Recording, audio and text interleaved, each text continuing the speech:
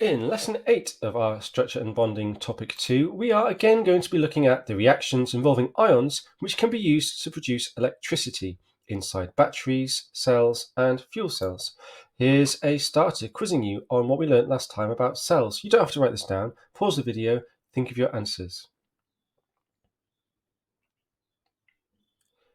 Okay, here we go. Let's go through it. Now, part number 1, I've labelled as the electrode.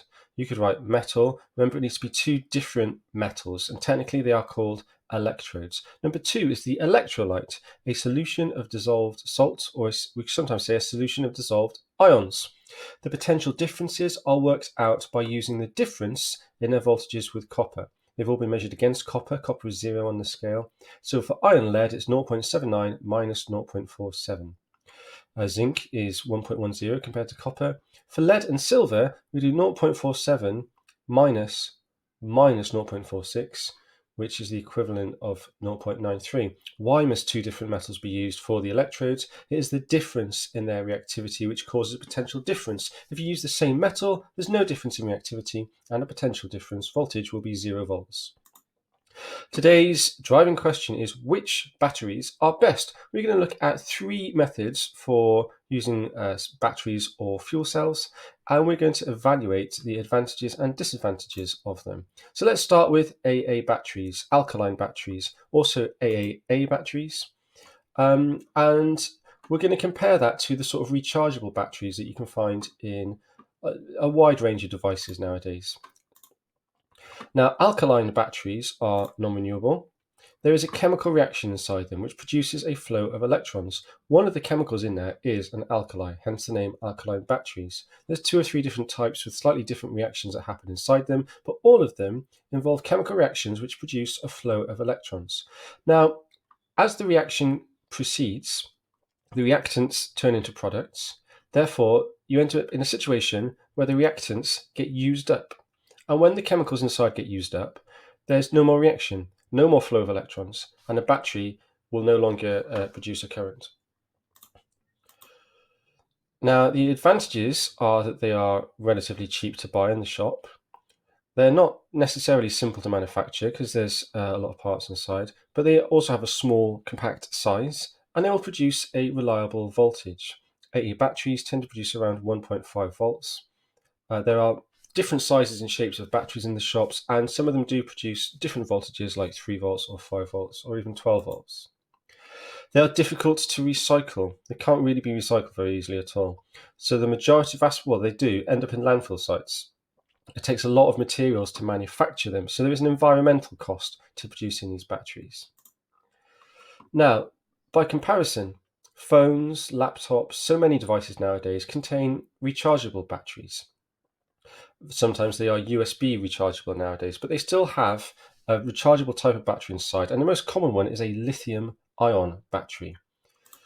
And these batteries are renewable, they are rechargeable, and that is because the reaction inside the battery, wherever the battery pack is, the reaction going on inside there is a reversible reaction. Now, hopefully you learnt in one of the earlier topics that a reversible reaction is one where the products can turn back into reactants. Okay, so it's a reversible reaction. Now, the way this works is that when the forwards reaction happens, electricity is produced. In order to make the backwards reaction happen, electricity needs to be supplied. So when we plug the device into the mains or into whatever it's charging from, if it's plugged into another device to charge it, that will need to be plugged into the mains because the electricity comes from the mains at some point. That mains electricity reverses the reaction, changing the products back into reactants. Then, when you unplug it and start using the battery again, the forwards reaction takes place. Reactants turn into products and also produce electricity. Here is the symbol for a reversible reaction. So in the case of one of these rechargeable batteries, the forwards reaction produces electricity. So to make the backwards reaction happen, electricity needs to be supplied. That reforms the reactants, and then the reaction can start all over again, producing electricity. Now that is not unlimited.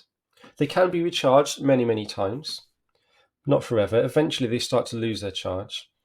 And compared to AA batteries, You're not having to remake them every single time the device gets used or every time the battery runs out. So it does reduce the amount of resources that we use for manufacturing batteries, but they cost more to make.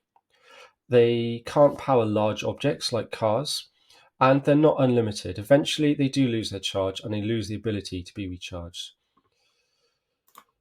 Right, now talking about cars and buses and thinking about the future and electric cars, etc.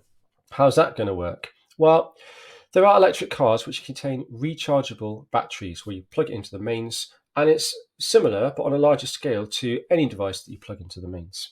But it's difficult to manufacture a battery which can produce enough power to keep a vehicle going for any length of time. One option instead is a hydrogen fuel cell, a different type of battery, a different type of reaction going on inside there. And it runs on hydrogen fuel.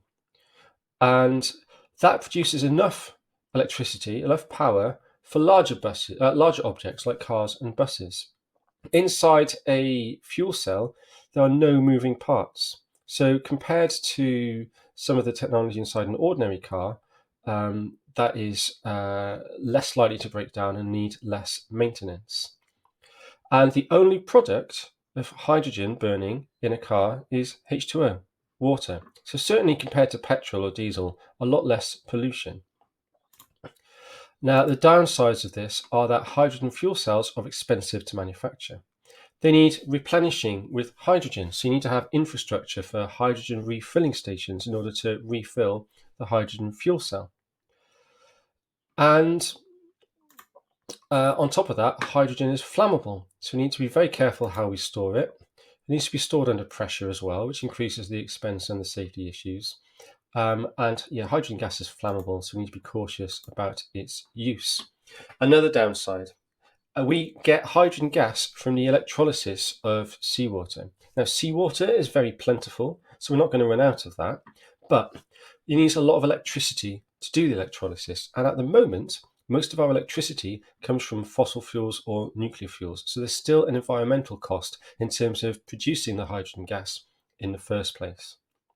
But if we were to develop more renewable sources of electricity, we could use that renewable electricity to split water into hydrogen and oxygen, use the hydrogen in hydrogen fuel cells, and then it could become a more renewable source.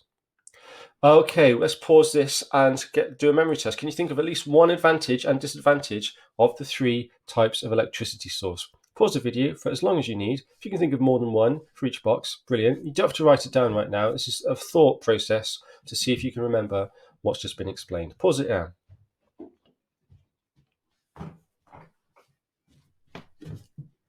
Here we go with the answers. Right, alkaline batteries, AA batteries, AAA batteries. They're small, they're cheap to purchase, but they're difficult to recycle. They're very numerous and they end up in landfill. Rechargeable batteries can be recharged many times, but they cost more to manufacture and they're not unlimited. Eventually they will lose their charge.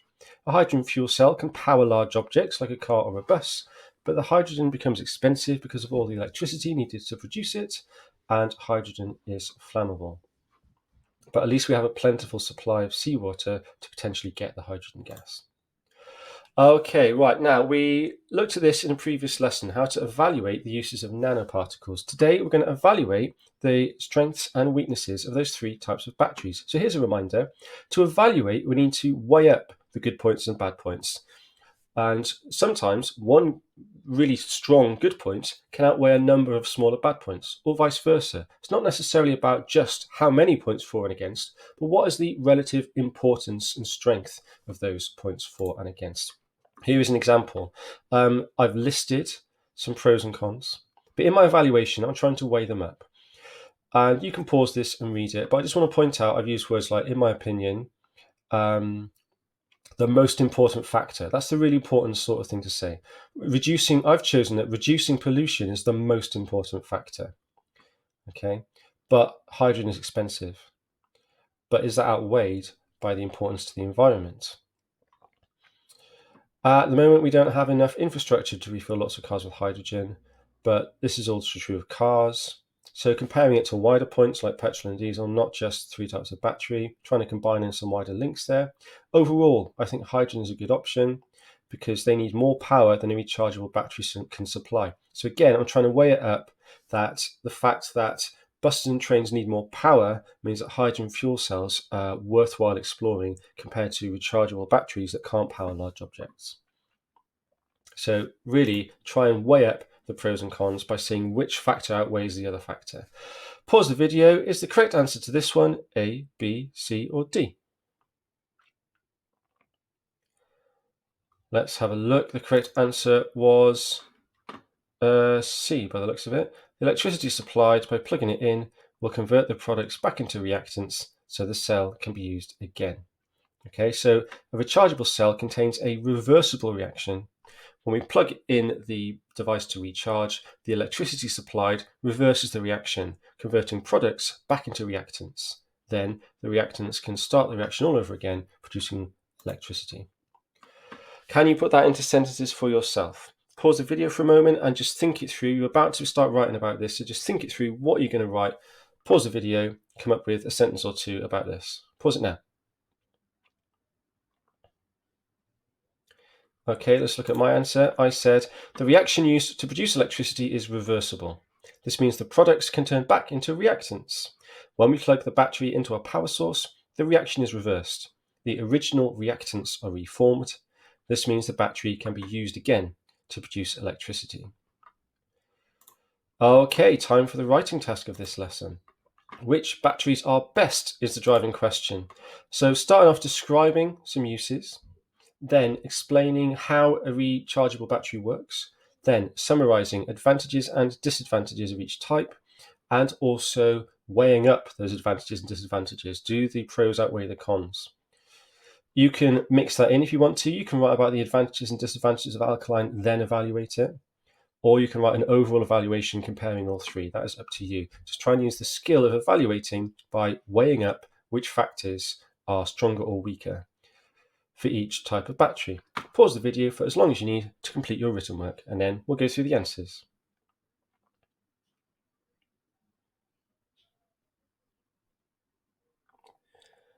Okay, I'm going to move this on to the answers. Please remember to tick your work and also add in anything that you didn't think of. That way you'll end up with a complete set of notes, and it will also help you to work out what proportion of it you're getting right and any other improvements you need to remember for future. Which batteries are best?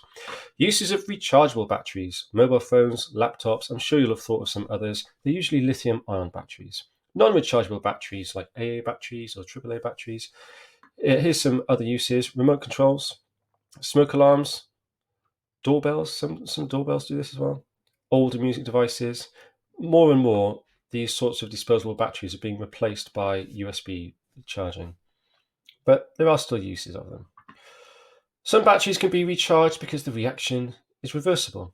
The products can turn back into reactants. To recharge the battery, we plug it into a power source. The reaction is reversed. The original reactants are reformed, and this means the battery can be used again to produce electricity. So that's all about the reversible reaction. Summarize the advantages and disadvantages. You can pause this and have a look through it for yourself. You may have thought of more points than this, which is great, but have a read through and check that you've remembered everything that you need to include. And I'm now going to move this on to the final slide about evaluating. What have I written for this? So slightly different evaluation here. In my opinion, hydrogen gas is potentially the best fuel for cars, buses and trains, as it causes no pollution and can be continually reused by refilling in hydrogen. Although it is very flammable, so is petrol. So I think we should still be able to use it safely in cars, buses and trains. So I'm trying to say there that in my opinion, the potential uses for cars and buses and the lack of pollution outweigh the downside of it being flammable. The biggest problem is that hydrogen is currently obtained by electrolysis of seawater, and most of our electricity comes from fossil fuels. There is a hidden cost to our environment. But other batteries aren't powerful enough to power large objects. Okay, so again, I'm trying to weigh up which factor outweighs another one. It's really hard to get it, but we've got no other choice really for electric cars and buses and trains. Well, electric cars, we do have other choices, but larger objects, buses and trains, they need the extra power of a hydrogen fuel cell. So it's going to be important to explore that option in future. Today I achieved, is it describe some uses and examples of different types of battery? Is it explain how reversible reactions can be used in a rechargeable battery? Is it, or I should say analyze there, summarize the advantages and disadvantages, and then evaluate. I should really change that to analyze and evaluate. Have you been able to evaluate by weighing up the different advantages and disadvantages of different types of battery? Now, in next lesson, we're going to go into more detail about a hydrogen fuel cell and how it works.